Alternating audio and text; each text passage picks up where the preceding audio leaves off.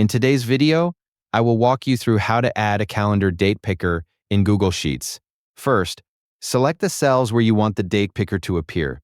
This can be a column like due date or event date. Click and drag to highlight the full range you want to apply it to. Next, go to the top menu and click Data. Then select Data Validation. A new panel will open where you can set rules for the selected cells. In the Data Validation window, find the Criteria section.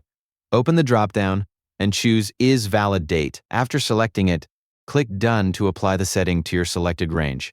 Once applied, click any cell in that range and double-click it. A calendar icon or calendar pop-up will appear inside the cell. From the calendar, select any date and it will automatically be inserted into the cell in the correct format. You can repeat this for any other cells in your selected range, and the calendar picker will always appear when you click into those cells. And that's how to add a calendar date picker in Google Sheets. Thank you for watching the video.